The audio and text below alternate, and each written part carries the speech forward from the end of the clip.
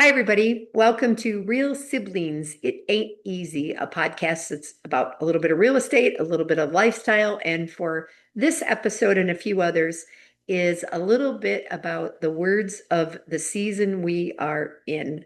And so we have recently spoken about hope.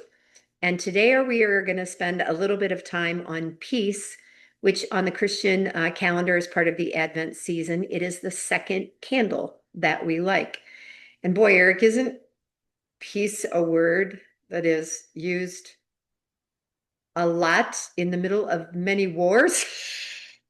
Yes, yes. Actually, one of my favorite uh, Christmas stories. Garth Brooks did a song on, and Celtic Thunder did a song on. There's another kind of a metal band that did a song, and it's all about the Christmas truce in 1915 Oh, during the I war. love And that. there's three different versions. Garth Brooks is Bellew Woods. Celtic Thunder is Christmas 1915, and I can't think of the third one right now, but I have all three versions on my Isn't that playlist. a whole video too? Isn't there a whole movie? Yeah, there's a whole movie about it too, Yeah. and it's striking that in the one that I listened to today, it's Celtic Thunder, and the irony of what it is that war is in a place and such a thing that on Christmas Eve, the French on one side, the Germans on the other side, or the Allies on one side against the Germans. And all of a sudden at midnight, this truce had been declared, and the German soldiers start singing Stille Nacht. Yeah. So, And they talk yeah. about the peace that broke out. They spent the night singing and laughing and sharing cigarettes and all of those things. And the next morning, they went back to killing They each go other. back to, yeah. I And I don't know that there's anybody that would listen to this podcast that hasn't sung Let There Be Peace on Earth. And up with people, can we sing a song of peace in a world that's sure, full can of we sing a fear? song of peace? Let It's there one be of peace. those Yeah. words that we can go on and on and on about, and yet we seem to struggle with it. So again, as I go back to a real estate transaction, which is the piece of this podcast that's a little bit more firm, The PIECE or the Yeah, PEACE? PEACE is what we're going to talk about right now. The piece of this. That's good. I don't even know if I did my I after E, Yeah, except I sounded before my. yet. Yeah. But I was thinking about it from the other night. I was showing a home to a couple who their 2-year-old stays with grandma, but they have a 3-month bulb, and they've been walking around, and mom's been having to feed their little one and stuff. And so for the first time, I held their little girl so that they could have 20 to 30 minutes of peace without and walk the property, because they're looking at big properties with garages that could be other rooms and things like that. And it's funny for me because I also learned that 13 to 15 pounds when you're not used to doing it and you're carrying somebody for 40 minutes is a lot of, it's like getting your groceries. You but don't do but I that know that anymore, that do gave you, them sis? a few moments of peace. What do Well, you and think in can we, real as much estate? as we associate it to the big picture, the peace accords, Ukraine. Stay closer to the microphone like that, brother, or turn it up some more. Okay, well, it's because of trying to make sure we can see the word. So we associate it with big things globally. We're talking about the peace accords between Russia and Ukraine right now. We're Hmm. in the middle of this ceasefire between Israel and Gaza, and that still hasn't resolved. Right. Here in the US, we're blowing boats up in the middle of the ocean or the Gulf. But take it to a very, very, very small personal level. How many of us just want to sleep through the night Mm. Oh, that's and interesting. get a peaceful night's sleep when we can't even manage it ourselves? Hmm. How do we mix that in with everything else? And for me, from a real estate standpoint, sorry, I'm going to change on you real quick. No, go with your No, thought. I'll that's stop. no, go ahead. That's interesting. I the thing that, as much as we talk about in hope, you're hoping this, you're hoping this, you're hoping this. The financial side of a transaction, especially on the buyers, Hmm. does not give them a lot of peace, No, especially a first time buyer who's looking at and what may happen. And it's like, so wait, it always, you always hear that your monthly payment isn't going to change, right?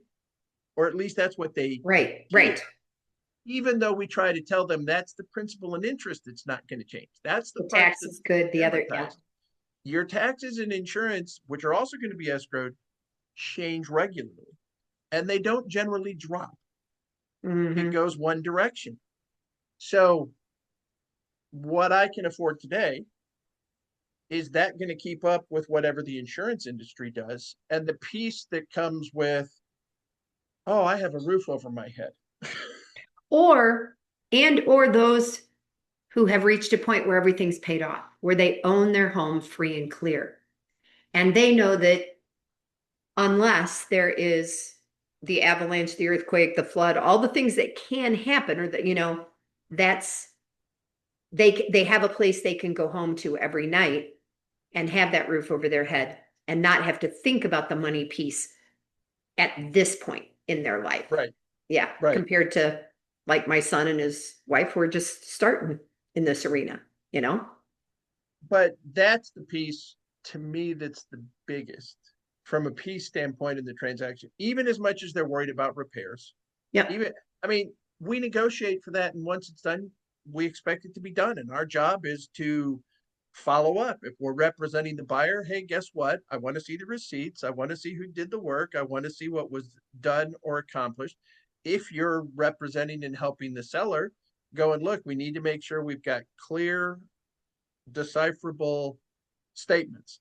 Yeah. And you don't want to have, I mean, I'm pretty specific on mine. I want a licensed professional to do this. I don't want the homeowner to go out and go, oh yeah, I can fix that circuit. Yeah.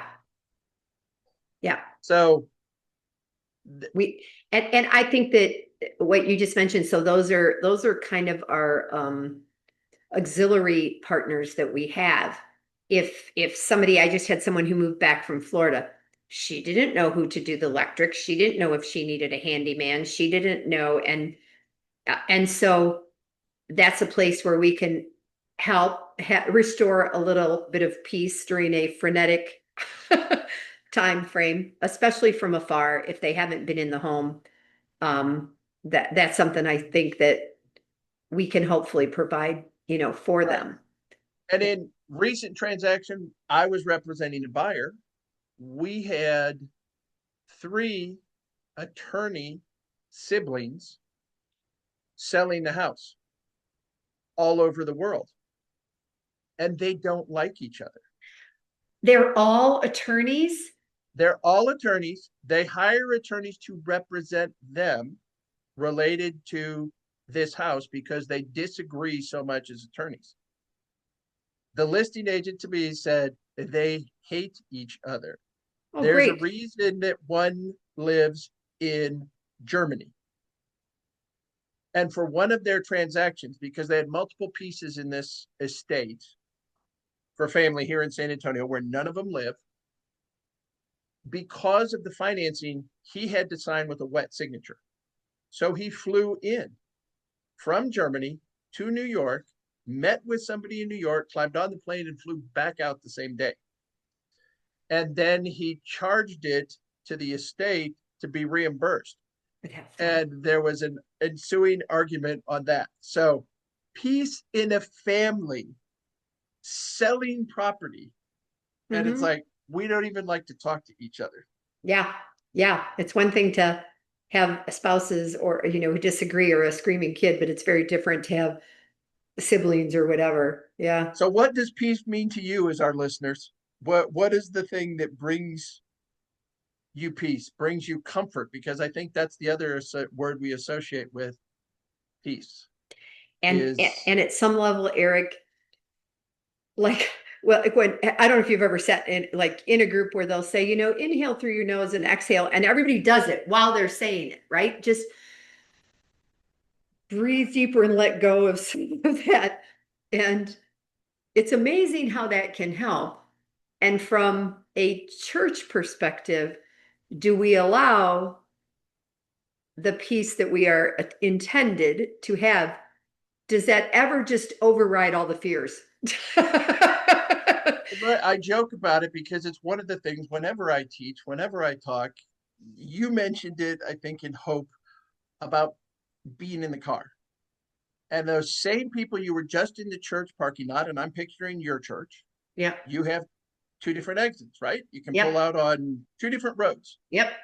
Those same people you just hugged in the parking lot, one heads out to one road, one heads out to the other road. And as soon as there are drivers behind the wheel, and now I'm picturing Goofy as Mr. Wheeler in the Disney cartoon, I can't believe he just cut me off. Yeah. Yeah. We become a different person and they become a different. And they become it's like we just left. It's like I Yeah. just hugged you in church, came peace be with you, Yep. and with you also, right? Passing Yeah. it to peace. Yeah. Okay. So Eric, again, let's go to your seasonal job, your Santa Claus job.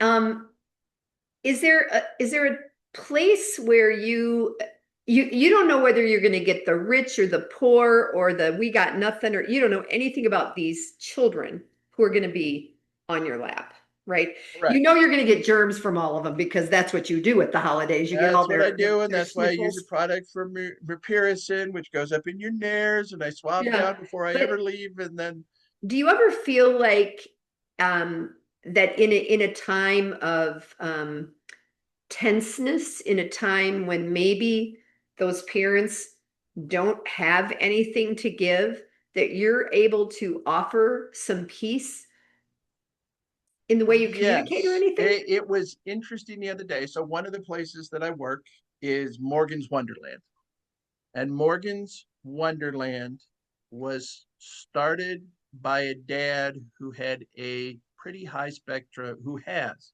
a pretty high spectrum autistic daughter, Okay. and he watched her being excluded from things more and more as she aged. Mm. So he created this all-inclusive amusement park for any kind of disabilities, capabilities, Oh, I've heard whatever a about person this. has. So in addition, he started after he built that, he built what he calls the multi-assistance center. And if you have a need, you go to the MAC, and they've got special therapists, they've got doctors, they've got counselors, they've got That's drivers, really they've got cool. equipment things, they've got all of those things that take place. So I was working there the other day, and young mom with young, what I would, without any kind of professional, don't pretty severe Down syndrome Mm. toddler, um, compared to some of the other folks that I work with there. They work in the convenience store. This little girl, glasses, hearing aids, some Mm. mobility issues, things along those lines. But while her mom and her aunt were with me, she couldn't settle down. As soon as they walked out and went to the other side of the camera, the picture they went with was where she just melted into me Mm. because I'm big, it's soft, it's warm, and they're like, oh my gosh, 2 more minutes and she would have been napping on you. Wow. That's neat. There are those moments that certainly can occur. Generally, I have experienced where I have not had career wise, yes, but not a whole lot of I just want mom and dad to stop arguing. I just want Mm. Hmm. they're Yeah. past that. And Yeah. I think that I don't know what may be causing that. There are kids who still think Santa can do everything, but I think we're getting clearer that Santa can do it is about gifts and presents. He can't fix relationships. He Yeah, can't do those things to bring that kind of peace.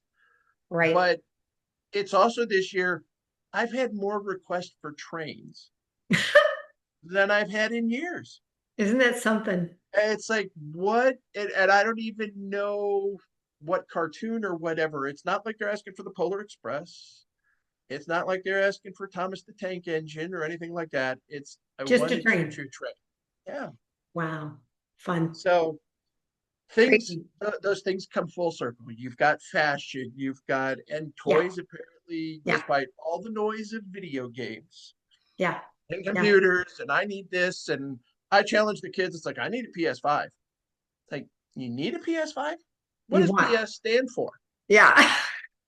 And they have trouble with that. It's like, Is that PlayStation? yeah, it's Yeah. like, but they've gotten so used to it's PS, just Yeah. like home box office became HBO and International House of Pancakes became IHOP, I have. Oh, we've talked about this. right? Abbreviations for things we don't We've even. got to make everything simpler, easier to tag, to promote, to do those kind of Yeah. things.